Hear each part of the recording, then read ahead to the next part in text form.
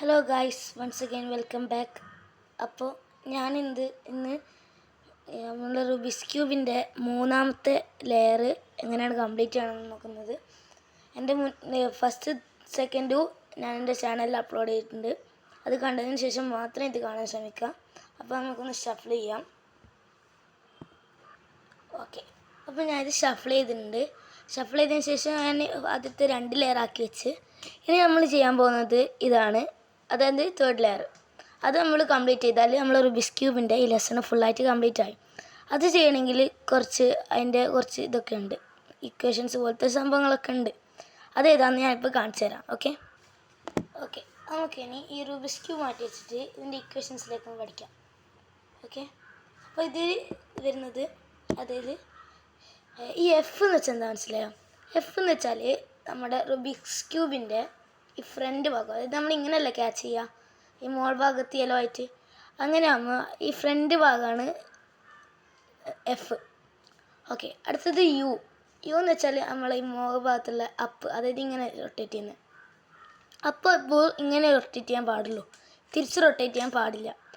അതായത് ഈ സന്ദർഭങ്ങളിൽ എല്ലാത്ത സമയത്ത് നമുക്ക് ചെയ്യാം, അങ്ങനെ ചെയ്യാതിരിക്കുന്നതാണ് നല്ലത്.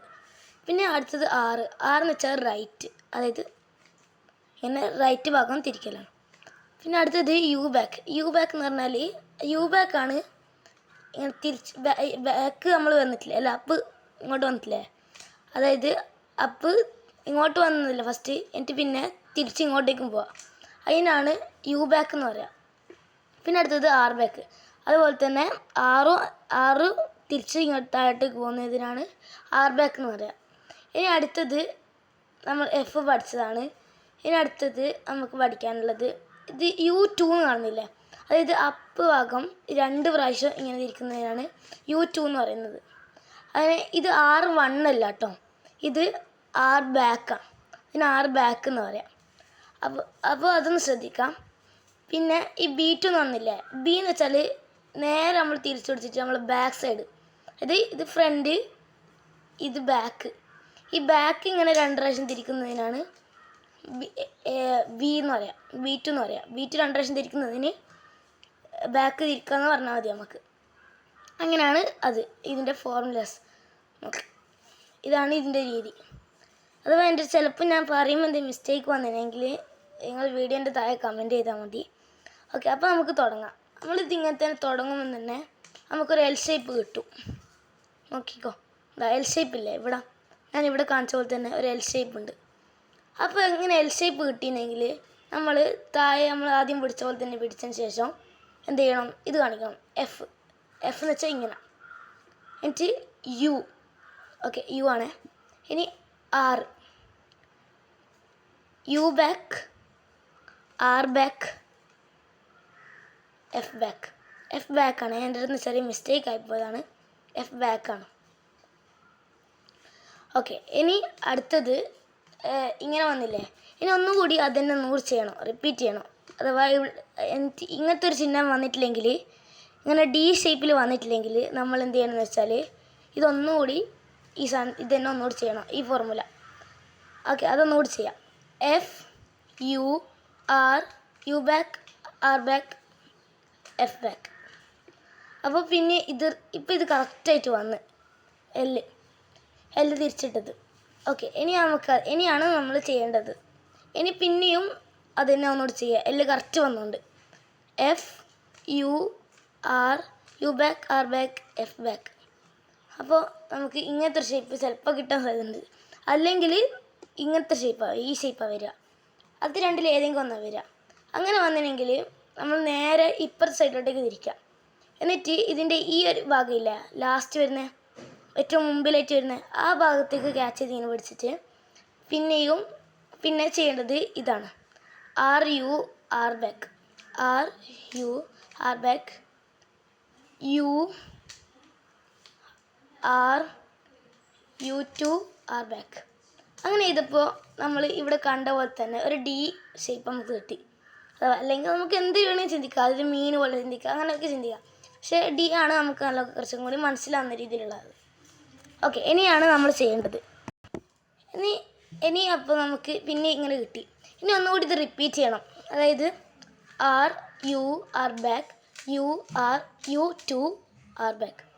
അപ്പോൾ നമ്മൾ പിന്നെയും ഡി കിട്ടി. അതിന് തിരിച്ചു വെച്ചാലാണ് പിന്നെയും ഡി കിട്ടുക.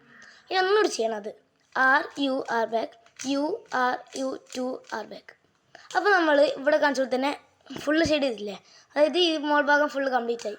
പക്ഷേ ഇതിൻ്റെ സൈഡിലാണ് ഒരു അച്ച പിശകുകൾ വന്നത്. ഇനി അത് നമുക്ക് റെഡിയാക്കേണ്ടത്. അത് റെഡിയാക്കാൻ നമ്മൾ എന്ത് ചെയ്യുന്നത് വെച്ചാൽ ഇങ്ങനെ പിടിക്കാം. എന്നിട്ട് R back F R back B two R F back R back B two R two. ഇങ്ങനെ ചെയ്തപ്പോൾ നമുക്ക് ഏകദേശം ഈ ഒരു രീതിയിലാണ് കിട്ടിയത്. അതിപ്പോൾ എൻ്റെ അടുത്ത് ചെറിയ മിസ്റ്റേക്ക് ആയപ്പോഴാണ്. ഞാൻ ഒന്നുകൂടി റെഡിയാക്കിയിട്ട് വേഗം ചെയ്യാം. Okay, just wait. Okay, sorry guys. ഇനി ഞാനൊന്നും കൂടി ചെയ്തു തരാം. അതായത് നമുക്കിനി ചെയ്യേണ്ടത് R back F R back B two R F back R back B two R two. ഇത് നമുക്ക് ഇങ്ങനെ അതേപോലെ തന്നെ ഒന്ന് കിട്ടി. ഇനി ഈ ഒരു സൈഡ് പിടിച്ചിട്ട് നമുക്ക് R back F R back B two R F back R back B two R two. അപ്പോൾ നമുക്ക് എന്തായെന്ന് വെച്ചാൽ ഇപ്പോൾ ഒരു പാറ്റേൺ പോലെ ഒന്നുമില്ലേ, അതായത് ഇവിടെ ഇങ്ങനെ നടുക്കുള്ള ഈ ഒരു കളർ മാത്രം മാറിയിട്ടുള്ളൂ. ഇനിയാണ് കുറച്ച് വലിയ ഇതാണ്. എന്താ ഇത് ഇപ്പം ഞാൻ ചെറിയൊരു ചിത്രം വരച്ച് വെച്ചാണ് ഇവിടെ. അത് നോക്കണ്ട. ഇനി ഞാൻ ചെയ്യാൻ പോവാണ്. ഏതെങ്കിലും ഒരു സൈഡ് പിടിച്ചാൽ മതി. എന്നിട്ട് R two U R two U R U R back U back R back U back R back U R back. അന്നേരം പിന്നെ അതേപോലെ തന്നെ കിട്ടി. പക്ഷെ അതേപോലെ തന്നെ അല്ല കിട്ടിയത്. അത് ഒരു സൈഡ് മാത്രം ഇങ്ങനെ കളർ ഫുള്ളായിട്ടുണ്ടാവും. അതുകൊണ്ട് ആ സൈഡിൽ നേരെ ഓപ്പോസിറ്റ് ആയിട്ടുള്ള സൈഡിൽ നമ്മൾ ക്യാച്ച് ചെയ്യാം. എന്നിട്ട് ഇപ്പോൾ ചെയ്ത പോലെ തന്നെ R two U R U R back U back R back U back R back U R back. Okay, അപ്പോൾ നമ്മൾ ക്യൂബ് സോൾവ് ആയി. ഇനി ഞാൻ നിങ്ങളോട് ചോദ്യം ചോദിക്കട്ടെ. ഞാൻ ഈ റുബിക്സ് ക്യൂബ് സോൾവ് ആക്കാൻ എനിക്ക് ചെയ്യാൻ കഴിയുക 45 സെക്കൻഡ് വെച്ചിട്ടാണ്. നിങ്ങൾക്ക് എത്ര സമയം കൊണ്ട് ചെയ്ത് തീർക്കാൻ കഴിയുമെന്ന് ഒന്ന് കമൻറ്റ് ചെയ്യാം നിങ്ങൾ പഠിച്ചതിന് ശേഷം. Okay, once again thank U.